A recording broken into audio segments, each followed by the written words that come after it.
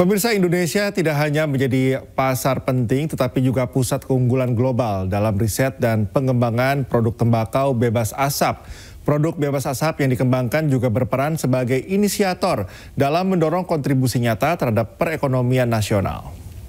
Pemirsa, geliat industri produk tembakau inovatif bebas asap dalam negeri dan global terus menunjukkan tren positif.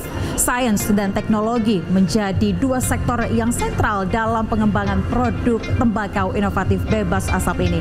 Lantas seperti apa masa depan industri produk tembakau inovatif bebas asap? Kita akan berbincang dengan Presiden Direktur PT HM Sempurna, Ivan Cahyadi.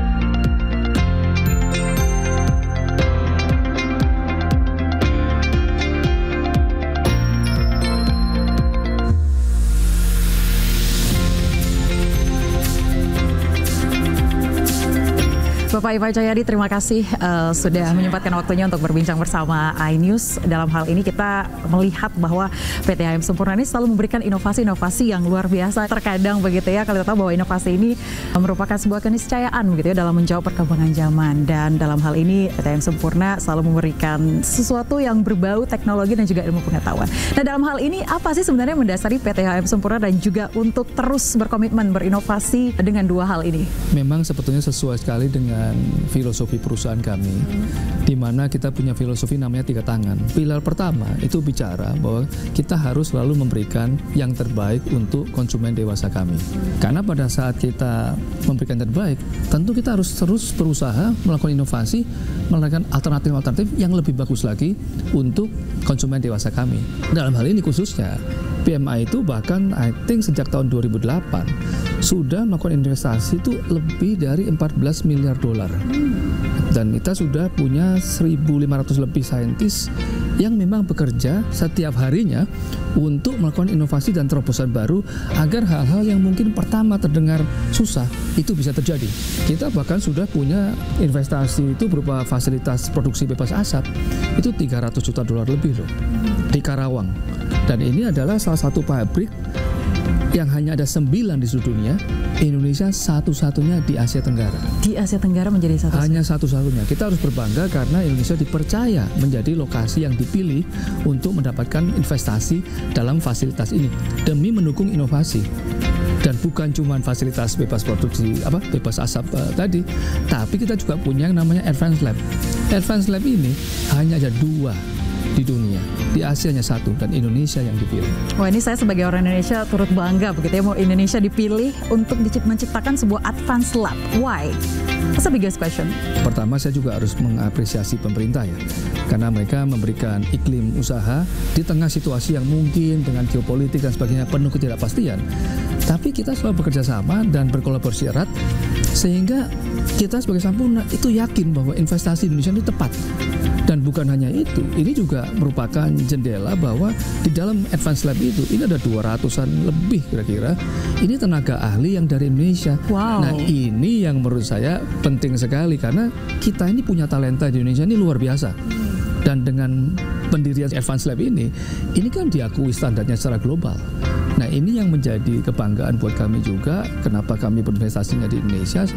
Karena ini merupakan jendela.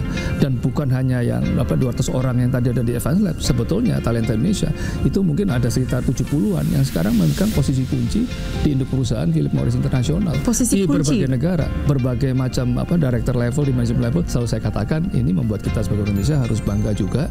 Dan bahwa Indonesia itu dipilih menjadi hub juga untuk melakukan ekspor produk bebas asap ini. Hari ini sudah sampai ke 15 negara di Asia Pasifik, dan tentunya kita berharap ke depan bisa lebih lagi. Nah, ini kan produksi Indonesia itu diterima dan diakui secara global. Baik, jadi tidak hanya nasional saja, dalam negeri saja, namun juga hingga tidak hanya domestik, tapi bahkan internasional.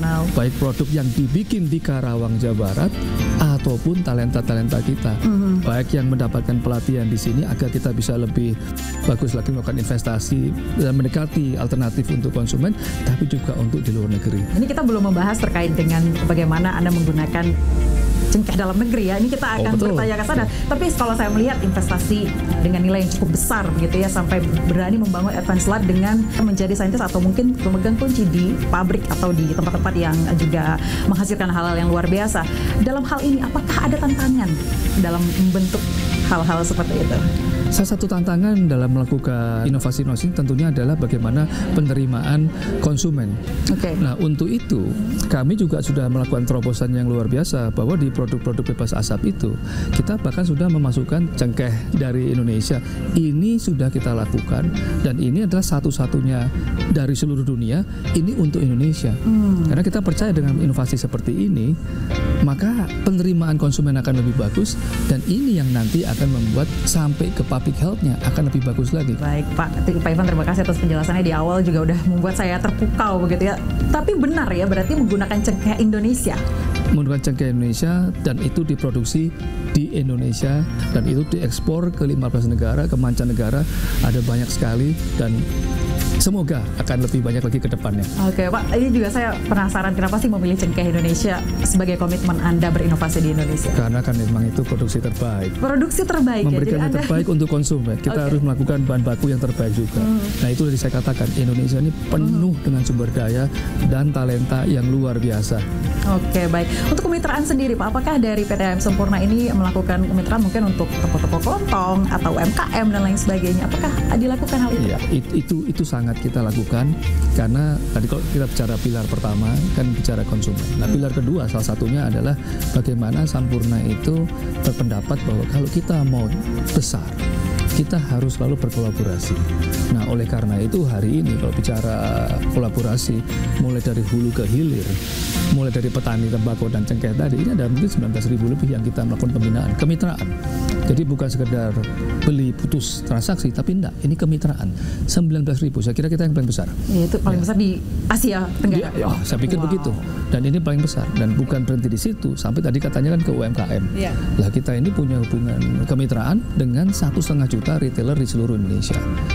Bahkan 250.000 di antaranya itu sudah masuk ke dalam pembinaan yang kita sebut dengan Sampurna Retail Community.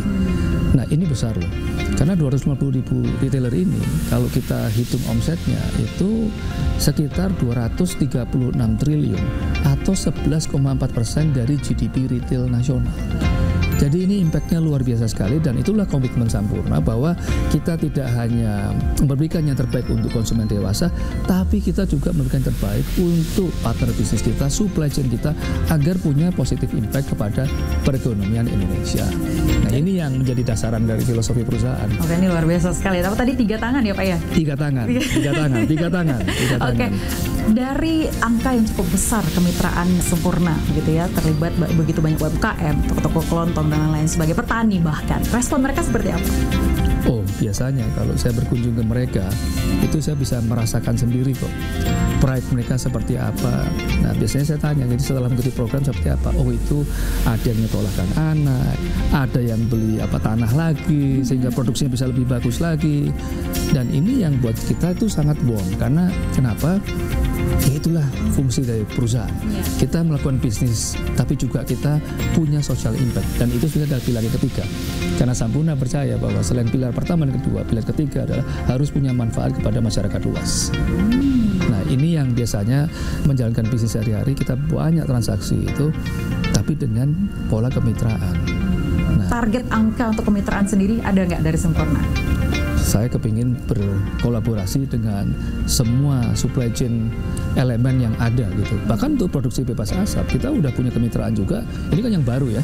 Kita udah punya kemitraan juga dengan 600 UMKM di 20 kota. Nah ini benar-benar pengusaha lokal yang kita rangkul, kita ajak untuk bareng-bareng bagaimana kita bisa memasyarakatkan produk bebas asap ini. Sampurna Retail Community pun sudah ikut, sudah 150.000 di 20 kota yang sudah ikut bagaimana berpartisipasi untuk memberikan berita baik bahwa ada alternatif produk. Tapi sejauh ini respon produk tembakau bebas asap ini di masyarakat seperti apa Pak Ivan? Oh bagus sekali, bagus sekali. Bahkan di kota-kota besar seperti Jakarta, ini saya kira mungkin sudah merupakan salah satu brand yang termasuk mungkin top 3, top 5 di kota-kota seperti urban Jakarta seperti kita bilangnya gitu ya. Terakhir mungkin ini juga yang menjadi yang saya dengar begitu ya, bagaimana banyak apalagi khususnya Sempurna begitu yang ingin menciptakan atau bersama-sama menciptakan masa depan yang lebih baik. Apa nih harapan ke depannya, Pak? Harapan saya agar kita bisa sama-sama menciptakan dengan berbagai macam pemangku kepentingan masa depan yang lebih baik, bisa memberikan alternatif kepada konsumen dewasa yang memilih untuk tetap menggunakan tembakau tapi dengan berbasis sains dan teknologi. Pilihan terbaik tentunya tetap tidak menggunakan produk tembakau, tapi apabila kita ingin menggunakan produk tembakau, lebih baik seyogyanya menggunakan pilihan alternatif yang lebih bagus. Dan saya itu baru balik dari Swedia. Dan saya melihat bahwa di negara seperti Swedia, ini jumlah perokok itu hanya 5%. Sehingga itu berdampak terhadap public health, di mana kalau dilihat penyakit misalnya yang biasanya disebabkan oleh rokok itu sangat rendah di Swedia dibandingkan negara-negara Eropa pada umumnya. Sangat jauh. Kenapa begitu? Karena dengan angka perokok yang 5% dibandingkan Eropa yang mungkin 30-40%, Swedia udah berhasil. Karena mereka berhasil berpindah ke produksi bebas asap. Nah, ini yang menurut saya salah satu terobosan yang dilakukan oleh masyarakat Swedia, dan mereka bukan satu-satunya. Karena kalau yang lebih dekat dengan Indonesia pun di Jepang juga sama. Di Jepang itu sudah berhasil menurunkan jumlah rokok sehingga hampir separuh, tinggal mungkin kurang lebih 10%. Karena mereka juga sudah beralih ke produk bebas asap. Dan kebetulan kita juga sudah ada ekspor ke Jepang. Oh, oke. Gitu. One of the biggest? Iya, yes. Dan itu nggak main-main karena Jepang ini standarnya kan seperti kita tahu, mereka tidak semua produk bisa masuk ke sana. Mereka strict ya. Mereka sangat strict. Nah, ini saya katakan bahwa itulah kebanggaan kita bahwa produksi Indonesia itu bisa diterima di Jepang, dan lebih membanggakan lagi bahwa sudah ada jalannya. Tinggal bagaimana kita dengan pembantuan semua pihak sama-sama beritakan hal ini bahwa ada alternatif. Ya, jadi ini kalau kita lihat arahnya bukan hanya menciptakan inovasi, tapi juga bagaimana membentuk suatu komunitas khususnya di Indonesia ini lebih baik lagi ya, Pak. Sebuah gerakan. Sebuah gerakan ya. Suatu hari mungkin kita bisa seperti Swedia, seperti Jepang, itu tentunya akan berdampak yang positif. Wah, ini luar biasa. Terima kasih kalau begitu Bapak Ivan Cahyada waktunya. Terima kasih, Ayah. Sudah berbincang bersama dengan iNews. Semoga sukses selalu ya Pak ya atas inovasi terbarunya. Sama-sama. Baik, dan pemirsa demikian perbincangan saya bersama dengan Presiden Direktur PT HM Sempurna Bapak Ivan Cahyadi. Luar biasa sekali. Semoga bermanfaat untuk masyarakat, khususnya masyarakat di Indonesia. Terima kasih sekali lagi. Terima kasih, Pak Ivan Cahyadi.